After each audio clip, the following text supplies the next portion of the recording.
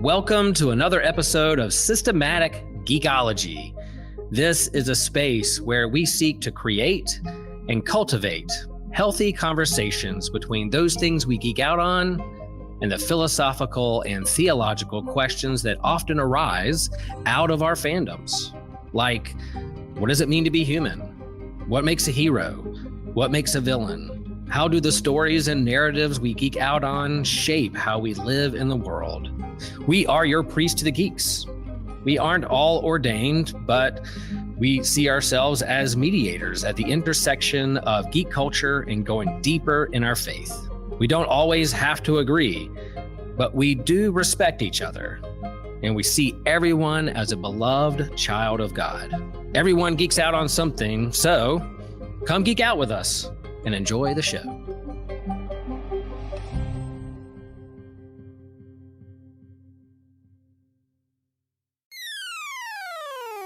You're listening to an Anazal Ministries podcast. What can we better understand by studying the religions in the Elder Scrolls series? We're going to be asking this question and many more in today's episode of Systematic Geekology. We are the Priests of the Geeks. I'm your host, Christian Ashley, joined by, of course, the true Talos, the one, the great and mighty Tejas. TJ, how's it going, TJ? Oh, it's going great. Thank you. Excellent. TJ, my friend, what have you been geeking out on recently? It's still kind of, I'm still in like the Black Ops 6 grind set. The season officially starts tomorrow. So I'm trying to get a bunch of stuff done before then, just so that I can say that I did, Yeah, fair enough. I just watched the finale of The Penguin, and I am in love with that series. It is so fun, so good. We're definitely going to have to do an episode on it later on with anyone who wants to do that. I know Kevin expressed interest in that. Hopefully we'll get some more people. So, TJ, today, as we continue on through our Religions and Fandoms series we've been doing, you can check the link down below to see other episodes that we've done like this before. Before we actually do that, what is the Elder Scrolls franchise? What a loaded question. The Elder Scrolls is probably the leading Western role-playing game franchise. Yes, that's a good stipulation, Western. Mm-hmm. So, drop in, live your little fantasy, fantasy. Have fun, have a good time, build your character, live in the world, save the world. Okay. Yeah, there's a ton of things in there. It started off with Arena, then we got Daggerfall, Morrowind, Oblivion, Skyrim, a bunch of spinoffs, and hopefully one day Elder Scrolls 6 when they decide to, actually work on it a bit harder than they have. Who knows when that's going to release? That's its own thing. So, TJ, what was your introduction to this franchise as a whole? So, I'm pretty sure we owned Morrowind for the original Xbox. I definitely never played it. Yeah. I just wanted to throw that out there. It was Oblivion for me for Xbox 360. Sunk 1,000, maybe 2,000 hours into Oblivion. Just because it was really my first RPG, so I got into Oblivion, and I guess I was kind of playing like Fallout New Vegas around the same time, a little later. Yeah, but yeah, for me it was Oblivion, and for me it's still Oblivion. Okay, fair enough. Yeah, I got into this in college. Co-host John Erdely and we were roommates at one point in time. He had the game, and he was curious to see if I wanted to play it. And I said, well, sure, why not? What else am I going to do on a Tuesday afternoon? And I fell in love. It just kind of hits that itch I need sometimes, being in that fantasy world and building up on your skills and killing these monsters and enjoying the rich world that's created here. There's a lot of really fun world building here if you're looking into stuff. I also then attempted to try and play Morrowind, but I got really frustrated with its design. I did not understand that there were hidden dice rolls and stuff like that. So I in the first town was trying to hit a mud crab and kept missing it, and I didn't understand why. So that got me frustrated. And of course, the non-regenerating magicka also got me frustrated. So I was like, nope, I'm done. So yeah. I know there's a ton of people out there who love that game. And you can see what you want about me. I ain't going back to it. Go ahead. Yeah, no, I still really like that style of RPG. I love Morrowind now that I have played it.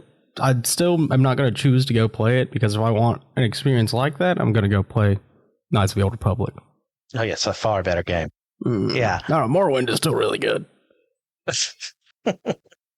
So, do you have a favorite game in the series? Oh, it's Oblivion. Okay. What about it? Oblivion to me really emphasizes the beauty of a broken game. There are so many ways to exploit the mechanics of the game in Oblivion that you can completely ignore. Or you could make acrobatics one of your major skills and jump out of the city and hit level 70 before you do the main quest. Oh, yes. Don't recommend that. That's a terrible idea because all of the enemies in the game scale off of you. That's one thing I do hate about it. You should really do the opposite thing and like make your least used skills your major skills. Then the whole game's nice and easy. Yeah. Oblivion's level up system is one of those confounding things, guys. I understand where the idea came from, but then when you actually do it in practice, it's like, oh, well, I'm being punished for being good, and I don't like that. Yeah, I don't know. But yeah, Oblivion felt so special to me. I was young, I was like 10, 11. Everything felt so alive in the world. Obviously not true today. But, as a kid, I was like, wow, this is perfect. Games can't get better than this. And there's so much to do in what is really a pretty small world, especially compared to like Morrowind and what was the other one? Skyrim? No, not Skyrim. No, not Skyrim. It is smaller than Skyrim, but that is not what I'm talking about. Daggerfall? Was it? I don't think it was Daggerfall, but I think it was actually the biggest video game map in history, like to this day. Because wasn't there like a randomly preceded generator for a lot of the caves and stuff like that? Yeah. For me, it's Skyrim. I have played that game multiple times over. I have modded the hell out of it, and I keep coming back because it's just so familiar and comforting. And yeah, I think we actually got that on its release date. And then first day with no knowledge of anyone else. John played first, and I hit John. Kill that chicken in Riverwood. And the entire town tried to murder him. It was real nice. Yeah. I probably won't ever forget that, what it was like to play Skyrim for the first time. But, going back and playing through it again, I would choose Oblivion. Okay, fair enough. That's why I always use the alternate start mod, so I don't have to see the opening again. Yeah, and again, and again. Oblivion's the same way. Yeah. So, TJ, talking about the Religions of the Elder Scrolls series, we're not going to get to everything today. We have a limited amount of time. There's a lot of lore we'd have to discuss. But simply put, our main faction is the Imperial Legion, the Empire. They are the Cyrodiilic Empire, who worships the 9 divines. Now, do you want to go one by one through me, starting with Akatosh and what he's all about? Sure. So Akatosh is, as far as Aedra go, because that's the two kind of halves of the pantheon we're dealing with, is the Aedra and the Daedra. As far as the Aedra go, Akatosh is probably the one we get the most out of, because he's the only Aedra we see, like the avatar of, at least. We see the avatar of Akatosh in Oblivion, but he is like the dragon god of time, and he's considered the chief god of the pantheon. Every like separate civilization, except there, I want to say like 3 or 4 civilizations that don't have a version of Akatosh. I think it's the Dunmer, or the Orcs, and the Argonians who don't have him. Yeah, everyone else is like, yep, dragon god of time. So we've got Dialga up here, leader of the pantheon. He's the Zeus figure, and we do get to see him at the end of Oblivion when Martin Septim turns into the avatar of. Yeah, it's super cool into a game. I think it's way better than the end of Skyrim. That's just on me. It's cooler to watch, but you're not participating as much, so fair enough. Then we have RK, like their god of death. He does like their circle of life. He's the god of mortals, burials, and funeral rites. So like he's not brought up a whole lot for the more modern fans of the games for Oblivion and Skyrim. He's outside around. of the Dawnguard DLC. Yeah. I do like that the DLCs in the Elder Scrolls tend to focus on one of the Aedra or the Daedra, or yes, if it's Oblivion, the entire game, and then also the DLC, which I love. So good. But then we have Dibella, and I think Dibella is really interesting with Mara, because Mara and Dibella are both goddesses of love. Except they thought it was so important that they have Dibella, who is the goddess of beauty and love, and they have Mara, who's the god, like the mother goddess of love and compassion. So like they're getting the like two different kinds of love, both represented in the pantheon. I just think that's super interesting. Mara is also there's a nice. Go ahead. Yeah, Mara I think is the most commonly worshipped because like everyone has Mara in their pantheon. As opposed to Akatosh, or there's like maybe one civilization that doesn't have Mara, but yeah, I find it super fascinating in how they deal with this, and like because there was no like 9 divines real early on in Elder Scrolls lore. This is stuff that like gets developed over time. Because like in the first game, like orcs are enemies instead of being one of the races you can be. They're just kind of like your standard fantasy monsters. Then as time goes on, we start developing a little more of the lore, As Daggerfall comes out, then Morrowind is really when a lot of things get set in stone, and Oblivion and Skyrim have kind of built upon Morrowind, which I believe is Michael Kirkbride's kind of deal. He was one of the head writers for Morrowind, and he wrote a lot of the cosmology there of how everything worked. But to have the two of them, one being a goddess of both goddesses of love, but one is more that erotic sensualism, and there's no like commitment to it, versus Mara, who is more like in the field of marriage, and yet every society, like you said, has more Mara than Dibella. Mm-hmm. I don't know what that's saying, but I find it quite fascinating. Yeah, I mean, having both in the Imperial Pantheon, I think, just says a lot. Love's super important, even to them. So, yeah, we got Julianos, who's the god of wisdom and logic. Not a lot there. I feel like he appears maybe the least in the games. Yeah, I can't think of anything off the top of my head. Yeah, I was sitting there trying to think, like, someone even like mention Julianos? Yeah, I think in Oblivion, in the Knights of the Nine DLC, he doesn't appear, but one of his artifacts is like, it's the Shield of the Crusader. And it was the whole thing with him and Pelennor Whitestrake, gifting him the shield as being part of one of his... Pelennor was one of the gods' champions in many different ways. Yeah, and eventually was given to the Knights of the Nine. Yeah, that that was my less favorite of the Oblivion DLC because I could almost never get it to work. Horribly broken.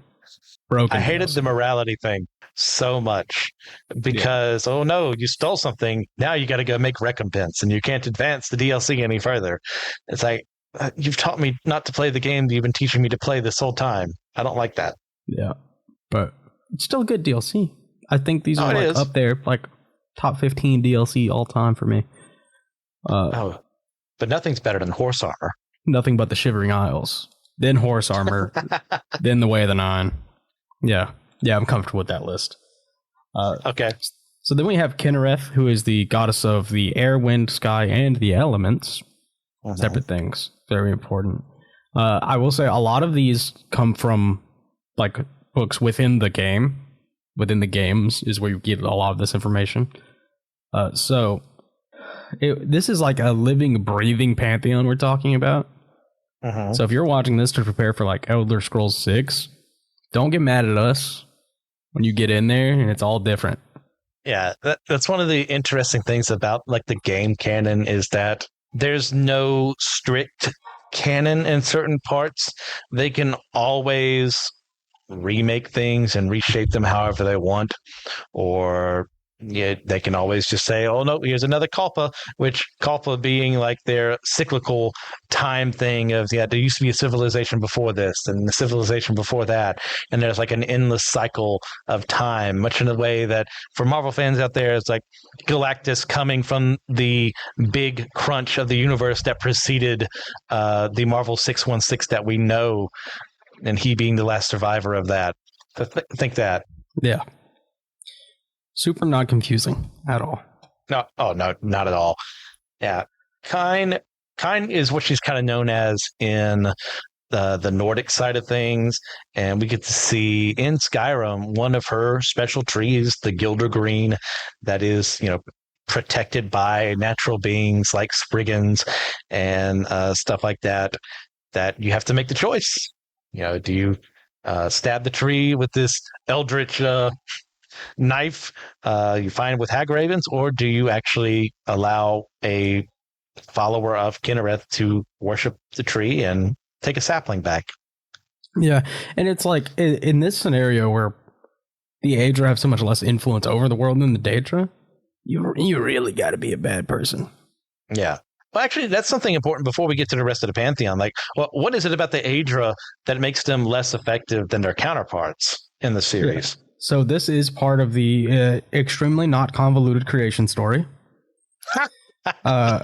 where the Aedra, the 9, the 8 at the time, banded together to create the universe with the assistance of those other deities that exist and are stronger than the Aedra, that aren't worshipped because, and basically they all exerted too much of their power to create the universe and the world as we know it. So they are the planets in the solar system. They're kind of unconscious up there, except for Talos, which is a different thing for a different reason. But the Daedra weren't interested in any of that, so you can still see them, meet them, talk to them. They can just show up, do whatever. So that's where the difference in power, perceived power, comes from.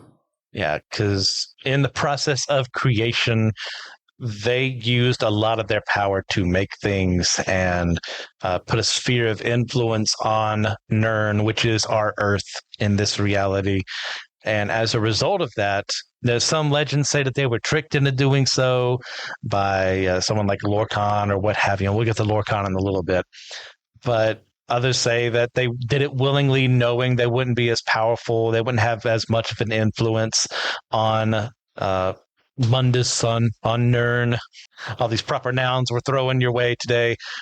So it's all up in the air, because there's also like the Daedra know this, and that's why they didn't choose to do anything, and that's why they're as powerful as they are.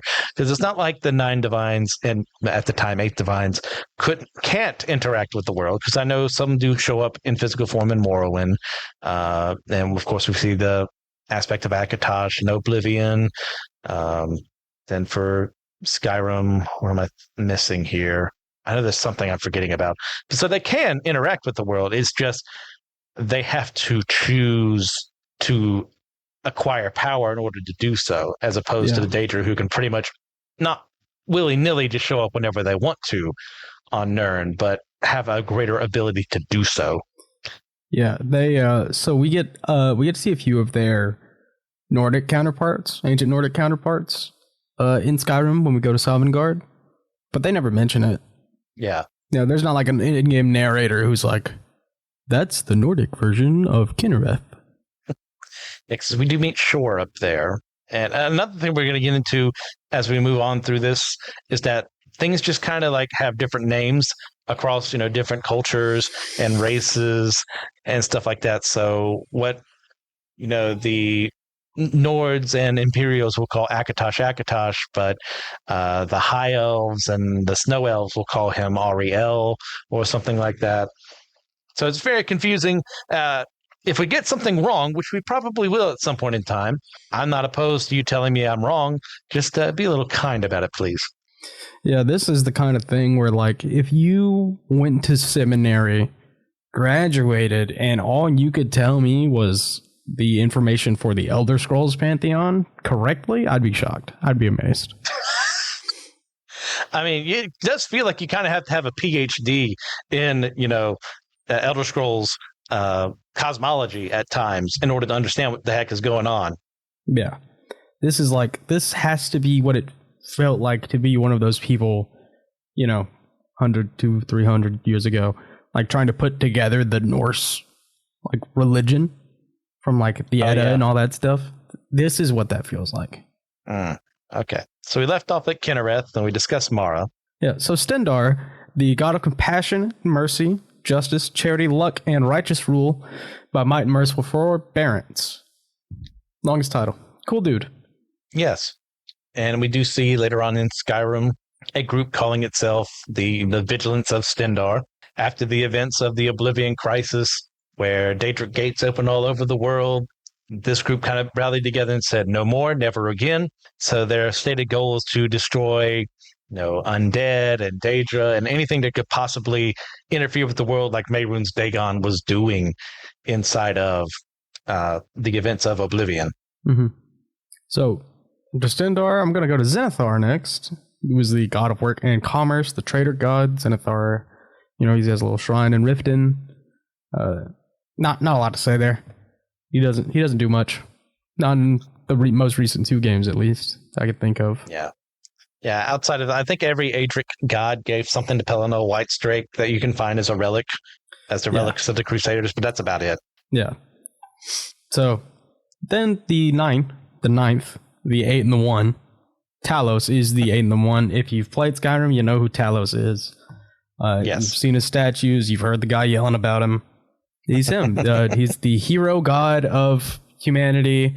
He's the conqueror god, the god of might, honor, state, law, and man. He is perceived to be the most powerful Aedra because he was a man and did not give up so much of his power when he ascended to godhood to become dormant in the sky. So, Talos is very real, which is really funny because then Skyrim shows up and they're like, oh, we don't believe in Talos over here. It's just a real dude. The Altmer. Yeah. It's like, well, sure, whatever you want to say. But their plan is to like lower his power in line with the other Aedra.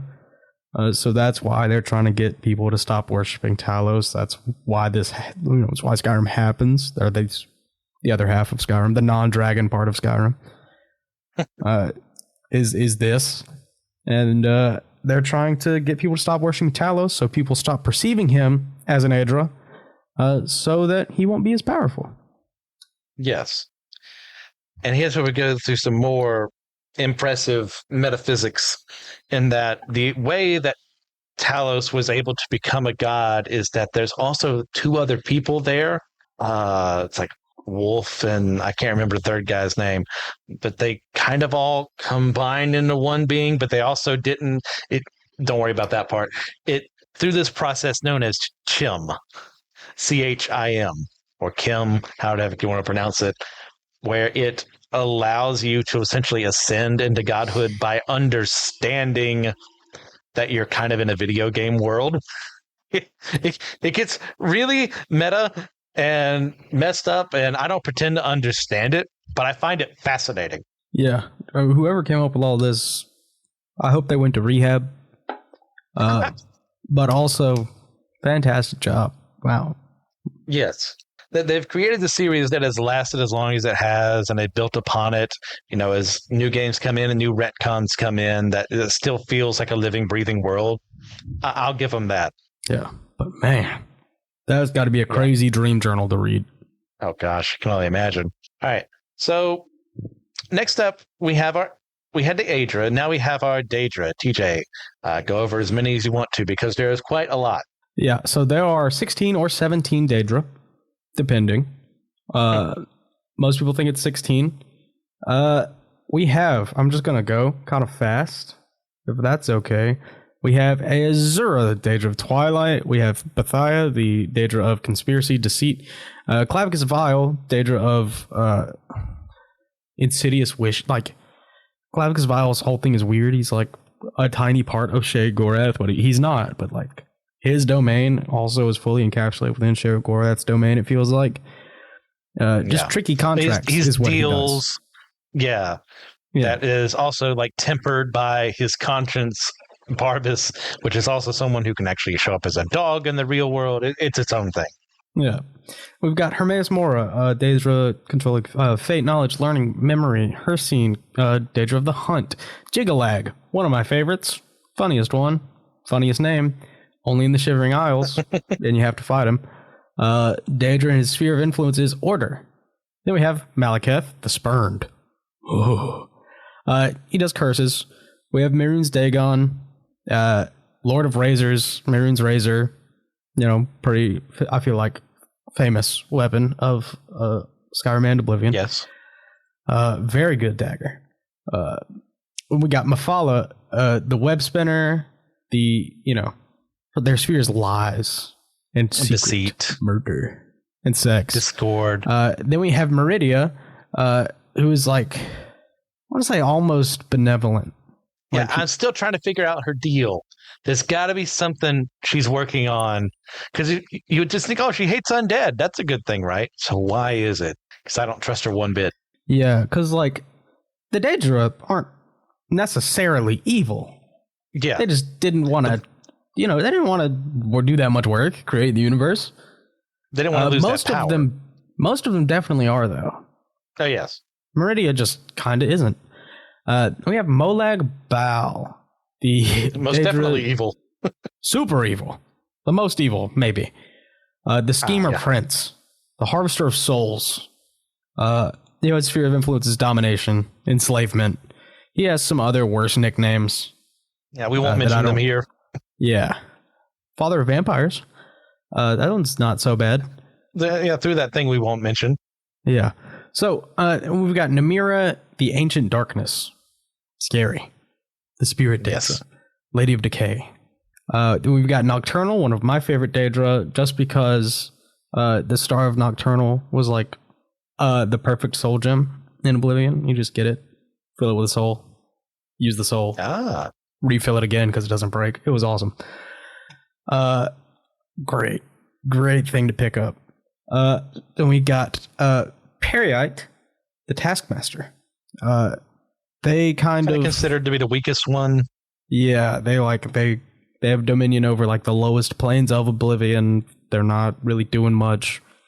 They have like the sphere of influence over pestilence, which isn't an issue people really care about in video games. So haven't seen them show up in a big way yet. Hammerfall could be theirs. We'll see. That would be pretty cool. Sanguine, hedonism, debauchery, indulgence. Almost like I always conflated like sanguine with like him existing confused the actual meaning of sanguine to me for a long time because it have to do with blood. But yeah, then we have Sheogorath, probably the most famous Daedra. Yes. Like Molag Bal's up there. Maybe the Dagon's up there. But Sheogorath is easily the one you can interact with the most. He really is. He's the most one memeable. Of my favorite. Yeah, one of my favorite characters in like the Elder Scrolls. Even before they gave him his own DLC in the Shivering Isles, you could get like the Jabberwock, which is super funny. The quest to get it's hilarious. Using it afterwards is hilarious. I love Sheogorath. I love the Shivering Isles. The Wabbajack. The Wabbajack, yeah. Yeah. I always get it confused with the Jabberwocky poem. That's on me. It's okay. But there's similar syllables in there. Yeah. He lives on the Shivering Isles. He's the mad god. The Lord of Never There. I love him. He's so funny. And then we've got Varamina. The Weaver of Dreams. She kind of, spooky. Go to sleep, Varamina might menace you, steal your dreams, stuff like that. Yeah. So that's all the Daedra we have for now. There's speculation there might be more out there. I think that's like an Elder Scrolls Online thing too, but I never got into that, so I have no clue. They never actually name it, but there's more like speculation. There's like a 17th or 18th or however the heck many Daedric princes there are. But yeah, they most of the time are not on the side of the angels. But every now and then you meet one who will do something good. Like Azura will do some good things. Meridius seems to be doing good things. Sheogorath, if you catch him in a good mood, will, be more funny instead of like Joker, haha funny. Yeah. Yeah, he's a silly guy, but he'll definitely kill you for fun as well. Yes. And you or never know which your one you're going to get. Forever. Almost definitely. All right. So those are like our main ones, but there's more in the series, like more than we could mention in just one of this episode. We also have Shezar, also known kind of in the same way as Talos at times, as a god of, mankind. But he himself is also Lorcan, but also isn't. Because we can't have simplicity in our Elder Scrolls religion here. So typically you're going to see him worshipped more by your Nords and Imperials and maybe sometimes some Bretons. Yeah. Elder Scrolls almost suffers a lot from the power of belief, wherein we have all these different, communities of people worshiping the same god for different reasons, and then they kind of manifest because they are believed in.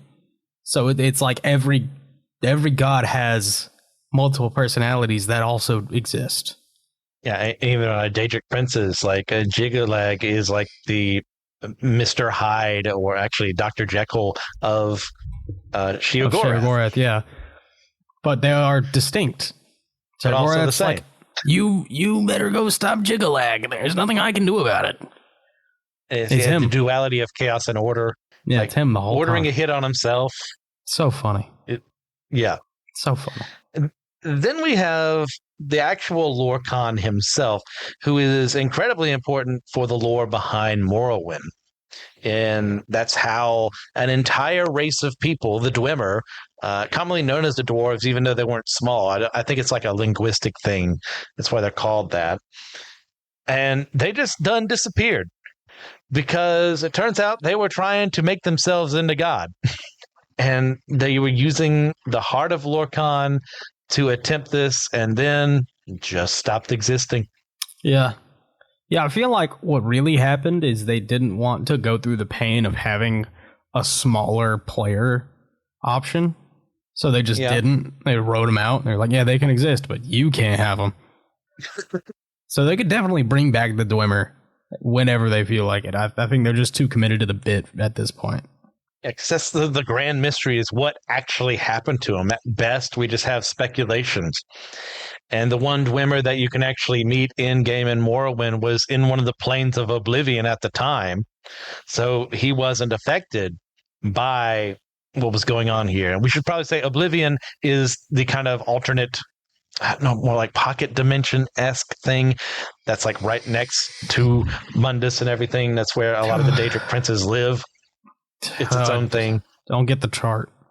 There's like 11 different planes or something that all the Daedra lived on. Part of creating the universe, by the way. So yes. Daedra give no thanks to Daedra for that. But whatever.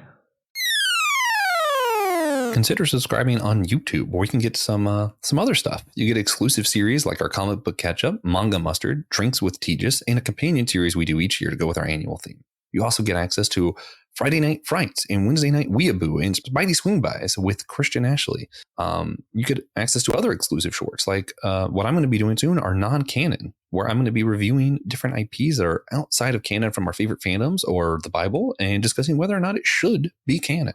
You also can get a short of Will's Wednesday pull list. So if you're into comic books, Will goes through his favorites of each week's pull list for himself. You also get other bonuses over there. Most of our surprise content we'll put straight to YouTube going live over there that you can check out. And a lot of our regular episodes are also posted on YouTube if you just want to see our smiling faces.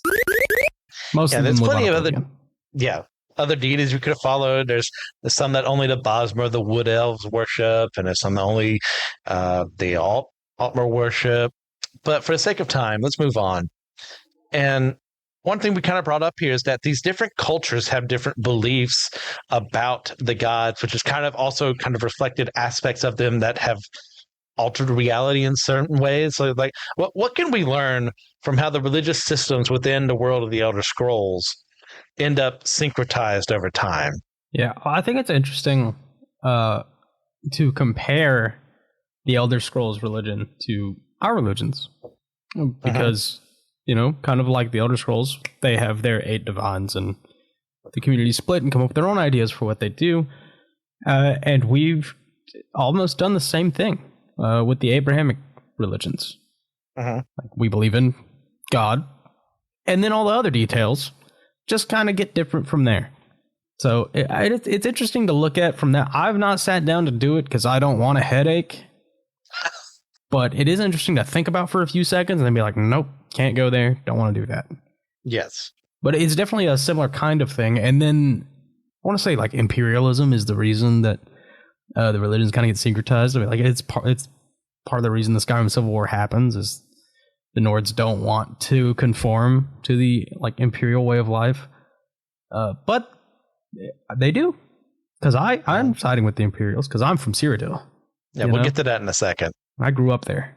Oh, okay, that's good to know. So yeah, now you bring up a good point there, and that syncretism, for those who don't know, is like when a religion kind of bonds with certain beliefs of another faith system and adds on to them. Think of more Haitian Catholicism, where it takes aspects of Voodoo and their Western African faith systems and puts it on top of Catholicism. Happens in Mexico as well, with like your Santa Muerte cults that are not officially condoned by the Catholic Church, and neither should they be. But it's just folk beliefs that kind of end up being added on to everything else. It's in a way that throughout Christian history in Europe, the Greek and Roman gods were never like held up as like God himself, but they were really appreciated to the point that they kept being mentioned in stories and made them almost seem like they were just lesser gods that God ruled over at times. It's actually, you mentioned the Norse earlier.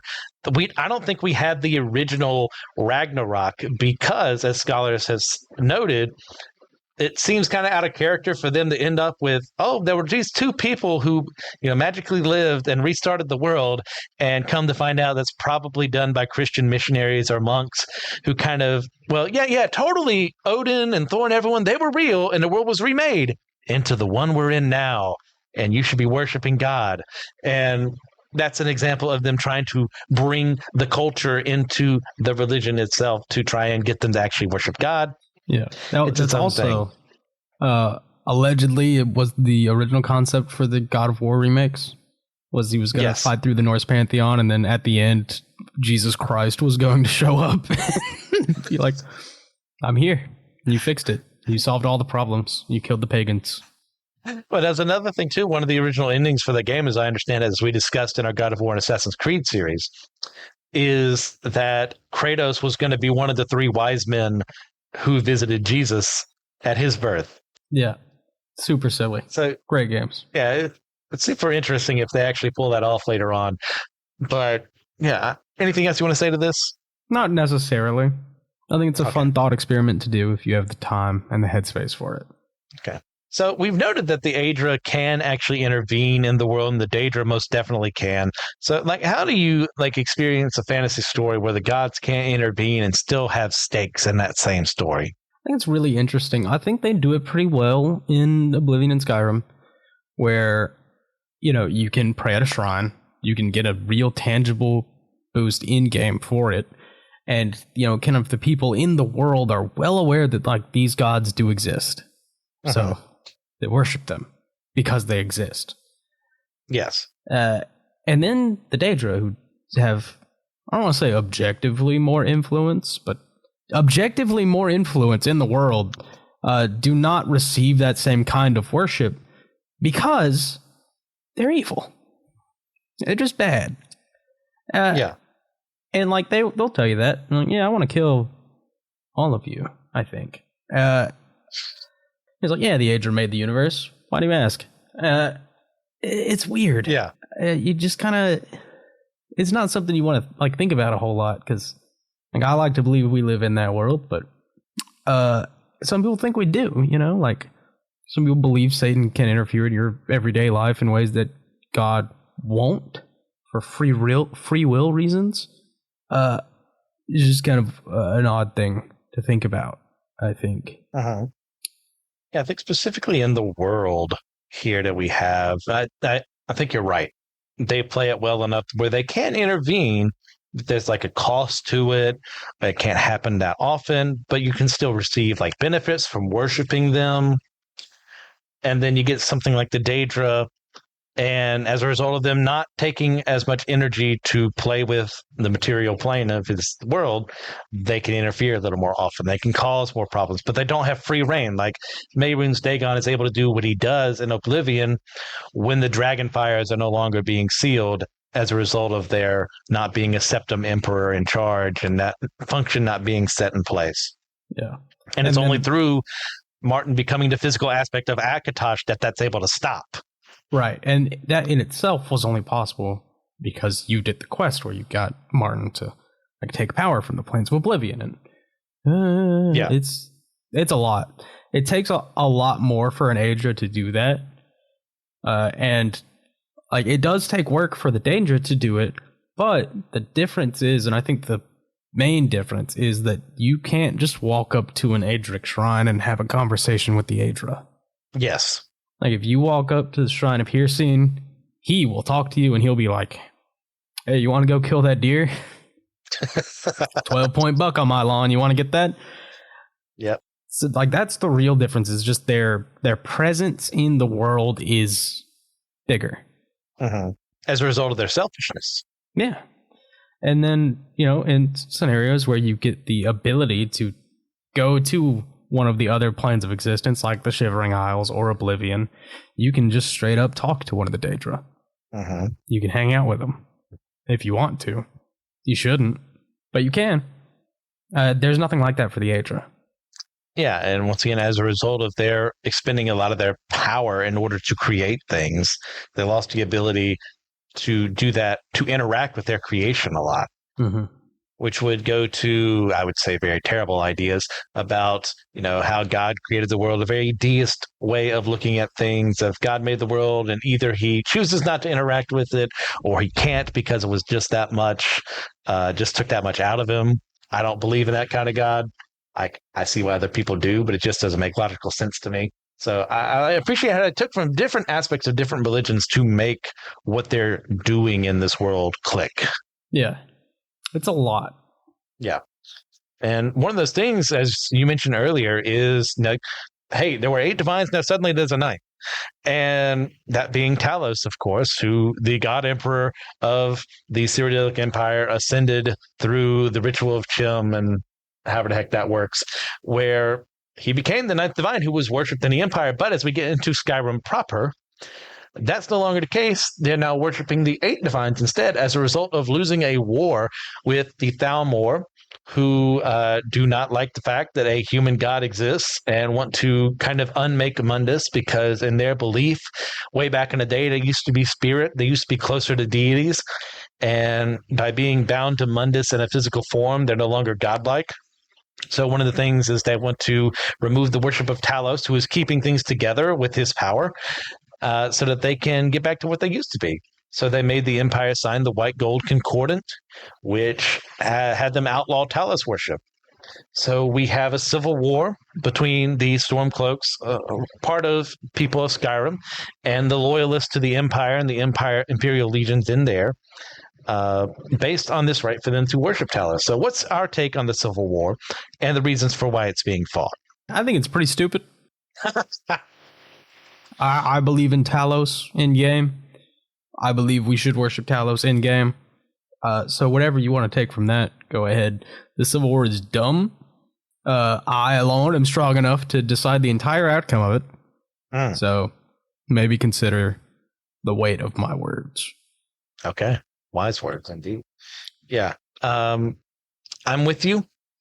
I think the Stormcloaks are being led by someone who is kind of a coward. I don't like Ulfric at all. I don't like the policies that they have towards other races. And it kind of irks me to it a bit that he wasn't just patient and didn't just do what the Empire was trying to do, which is bide their time, regain their resources, so that one day they could strike back against the Thalmor. And with the Civil War being instigated essentially by the Thalmor to make sure their opponents would be dealing with that instead of the actual real threat, they're going to win. They're not going. It's not saying they're not guaranteed to win, but they have higher chances of winning if everyone split up fighting over something like this when they could have just been patient and waited and just worshiped Talos in secret. Yeah, which is what everyone was doing anyways. Yeah, and thankfully, I'm there, so Thalmor aren't going to win anyway. Oh yes, that's good. I'm glad to hear that. Yeah. Yeah, look up the 10th Divine, TJ, Tejas, in your next Elder Scrolls 6, soon to be released in 2029, or whenever the heck they decide to actually get their butts in gear. Say 2030 at the earliest at this point. Hopefully next year, though. For real. Hopefully next year. I think there's a chance. Hope that. I'd say 2026 at the latest, but we'll see. They have to re-release Skyrim for the 14th time so they can keep making their money off of it.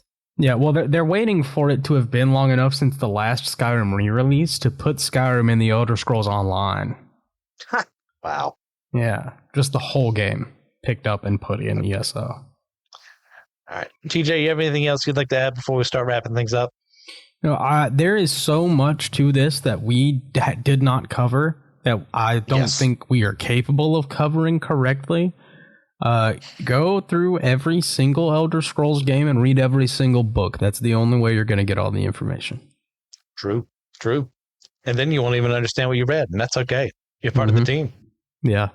If you are like a generational, like unbelievably talented researcher, you might be able to understand what all that means if you read every single book, and you have to find them in every Elder Scrolls game. Yeah. It's kind of like the Trinity, I don't pretend to understand the Trinity. I just know it works. The Trinity is kind of like a Bethesda game without the bugs. It just works. Yeah, without. I think there might be one or two. Okay. Because you just have to, you think about it and you're like, the bug is that it makes sense. All right. So getting into the wrap up, TJ, do you have a recommendation for the audience to check out? No, I'm just thinking about the Elder Scrolls. Okay. Check out change.org. Please sign the petition to remake Elder Scrolls 6 into Black Marsh. That's what I want. That's what I recommend. Yeah, because the speculation is it's going to be Hammerfell again instead of somewhere new. Yeah, I want Black Marsh. I've wanted Black Marsh so badly for so long. Yeah. Okay. Recommendation for me: the newest season of ReZero is airing right now. It has become way better than how it started.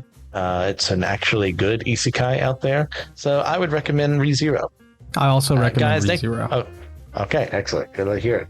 And thank you for all that you do, guys. Please, if you get a chance, leave a 5-star review on your podcasting platform of choice. Help us with the ratings there to find more people so we can spread the glory of Mighty Talos to the whole world. You can also head over to our YouTube page, subscribe to us, like and comment our videos. We'd love to have you there and engage with you. You can join our Discord as well as our Patreon or Apple Captivate to send a little more money our way if you want to get to bonus questions and extra things that we do. Here's a list of people who help sponsor our show. Thank you to Ethan Overcash, Austin Nance, Amber Riley, and Jonathan Augustine. You guys are the best. And remember, we are all the chosen people, a geekdom of priests.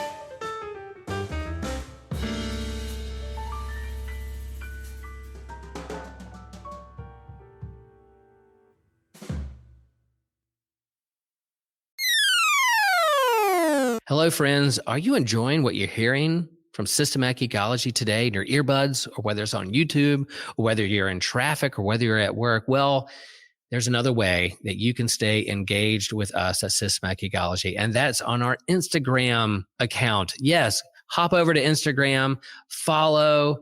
We'll follow back, we promise. We post lots of fun stuff over there, whether they're updates on new podcasts that are coming out or getting ready to come out, or whether they're memes, or we're sharing what other of our friends are up to out in the world. Sometimes we go live at events, whether we're at a Comic-Con or whether we are just hanging out with friends on the back porch grilling out. You can follow us there. We also have videos and reels, like what's in Will's pull box from his local comic book store. He shares what he's reading in the world of comics. And then Christian is going to do some reviews of Spider-Man comics called Spidey Swing Bys. That's going to be fun.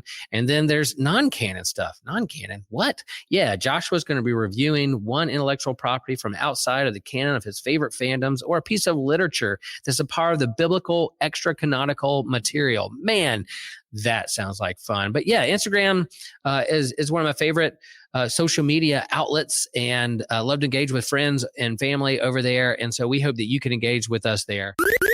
If you love our show, you can follow the whole network in a single feed on Spotify at Anna's Our Ministry Podcast, or the network page on Apple Podcasts.